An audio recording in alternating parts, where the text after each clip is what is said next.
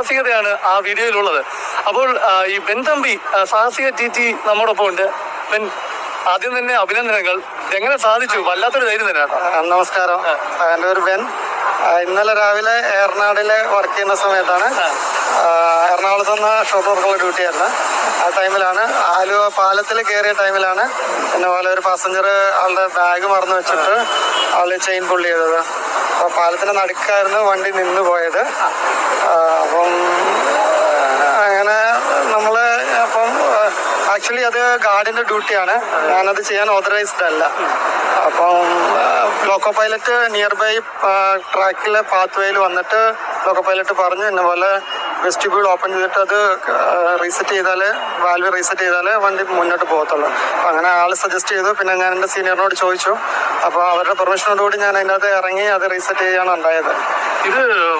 ഇതൊരു പാലത്തിന്റെ മുകളിൽ നിൽക്കുകയാണ്. പാലത്തിന്റെ മുകളിൽ നിൽക്കുമ്പോൾ വല്ലാത്തൊരു റിസ്ക് ആണത്. ഞാൻ തന്നെ അത് ചെയ്യാം എന്ന് പറഞ്ഞത് ആരാ? ബെന്നിനെയാണോ സജസ്റ്റ് ചെയ്തത്? അങ്ങനെ മീൻസ് ആ ടൈമിൽ അങ്ങനെ തോന്നി. പെട്ടെന്ന് റീസെറ്റ് ചെയ്താലേ വണ്ടി എത്ര പെട്ടെന്ന് മൂവ് ആവത്തുള്ളൂ.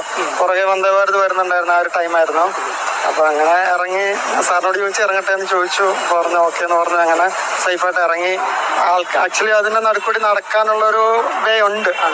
അങ്ങനെ റിസ്കി അല്ല ആക്ച്വലി അത്. അപ്പോൾ റിസ്ക് അങ്ങനെ ഒരു ലൈഫ് റിസ്ക് അതിനകത്ത് എനിക്ക് തോന്നിയിട്ടില്ല. അതായത് നമ്മളിപ്പോൾ ട്രെയിനിലൊക്കെ യാത്ര ചെയ്യുമ്പോൾ നമ്മൾ നടന്ന് ആ വെസ്റ്റിബ്യൂളിലൂടെ പോകുമ്പോൾ തന്നെ നമുക്കൊരു പേടി വന്നു. കാരണം കാല് സ്ലിപ്പായി പോകുന്നത്. ഇത് പാലത്തിന്റെ മുകളിലാണ്. അപ്പം അങ്ങനെ ഒരു ഭയമൊക്കെ തോന്നിയില്ലേ? കാരണം കാലൊന്ന് സ്ലിപ്പായി കഴിഞ്ഞാൽ താഴെയാണ്. പിന്നെ മാത്രമല്ല 2 കോച്ചുകൾക്കിടയിലാണ്. ആ ഒരു പേടിയൊന്നും അപ്പം ചിന്തിച്ചില്ലേ? ഇല്ല, അങ്ങനെ പേടി തോന്നേണ്ട സിറ്റുവേഷൻ ഇല്ല ആക്ച്വലി. അത് അങ്ങനെ പേടിയൊന്നും തോന്നിയില്ല.